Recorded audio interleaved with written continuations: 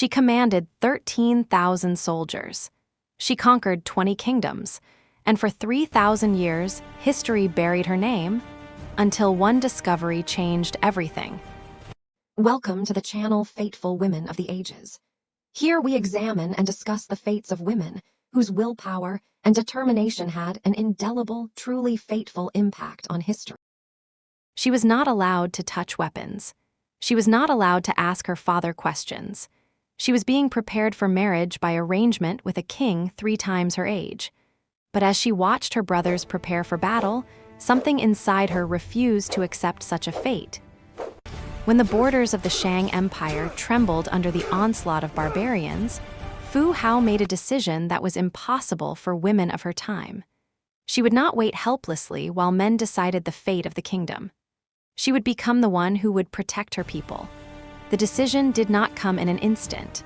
It matured like a seed in dark soil, nourished by every report of foreign raids, every cry of widows and children. When the first rays of sunlight barely touched the roofs of Emperor Shan's palace, Fu Hao was already standing in the courtyard, where dew glistened on the stone slabs. She clutched a bronze sword in her hands, as heavy as the fate she had chosen. Fu Hao was mastering Jianshu, the art of the straight sword. The movements resembled calligraphy, smooth, flowing, yet filled with hidden power.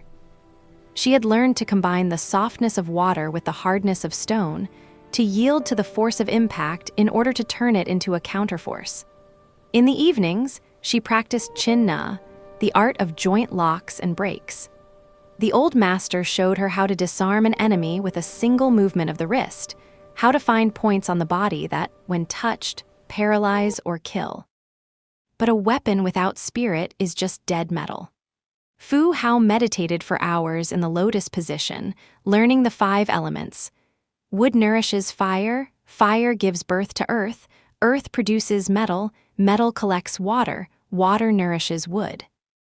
She learned to read direction from the slightest movement of the gaze, from breathing, from weight shifts. Months turned into years.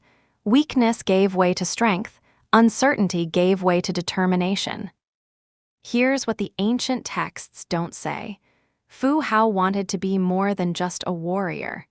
She needed to prove that she was more than just a bargaining chip for political purposes. She studied not only the art of combat, but also strategy. Ancient manuscripts, accessible only to the select few, became her secret teachers. Fu Hao mastered the psychology of influence and learned the art of commanding troops. At the age of 18, Fu Hao married King Wu Ding and became one of his 64 wives. Most women in her position would have hidden in the shadows of the palace. But Fu Hao took a risk that could have cost her everything.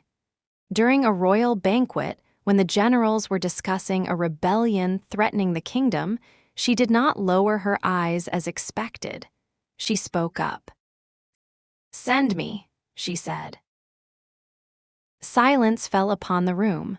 A woman commanding troops, it was unthinkable, ridiculous, dangerous. Ding shocked everyone by agreeing. But here's the truth that scholars rarely talk about. He didn't believe in her. He gave her 3,000 soldiers, the oldest and least experienced. It was a test designed for her to fail. What happened next is carved in divination bones, the historical records of ancient China. Fu Hao didn't just win the first battle. She crushed the enemy with such force that neighboring kingdoms trembled at her name. But this victory came at a price she didn't expect.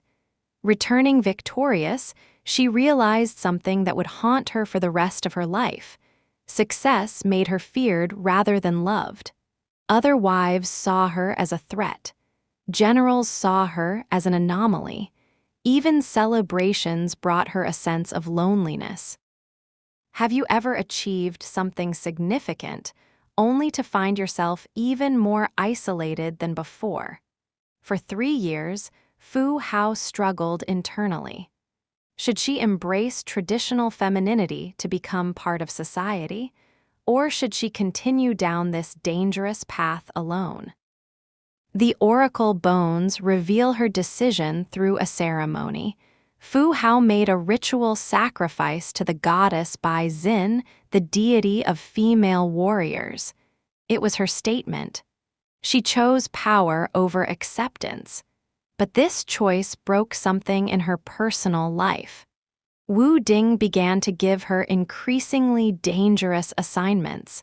Was this a sign of respect, or did he hope she would not return? Then began the campaign that defined her legacy. The Qiang tribes, fierce warriors from the northwest, defeated all the Shang generals sent against them. Fu Hao volunteered to lead 13,000 soldiers. This time, it was not a test, but a suicide mission. But Fu Hao had learned something important. She didn't need to fight like men to defeat them. She spent months studying Qiang tactics, then did the unthinkable. She integrated their strategies into Chinese military practice. While male generals saw this as weakness, Fu Hao saw it as evolution. The campaign lasted 2 years.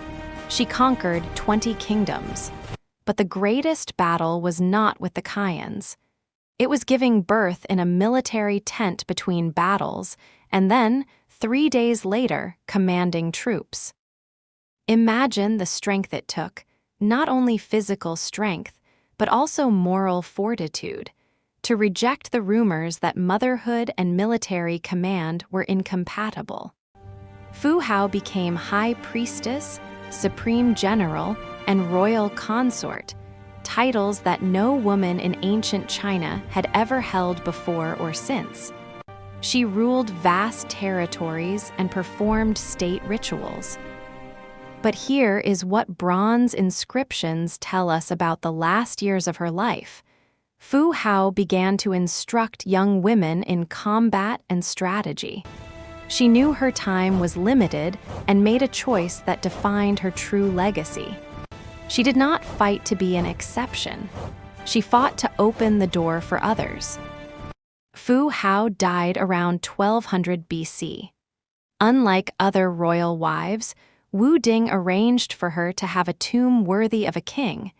It contained 440 bronze weapons, 200 ritual vessels, and 16 human sacrifices. Her story was lost for thousands of years. Male historians erased the names of female warriors from their records. Then, in 1976, archaeologists discovered something unusual. Her tomb remained untouched. All the weapons, every inscription, all evidence of her existence, everything was preserved. The story of Fu Hao raises uncomfortable questions for us. What if Fu Hao had chosen the safety of traditional female roles? What if she had placed love above respect? Share your thoughts. Have you ever had to make difficult choices that determined your future? How did you act and what guided you? And remember, the human spirit does not ask permission to be extraordinary. It simply becomes so, one impossible choice at a time. We look forward to seeing you at the reviews of the next stories.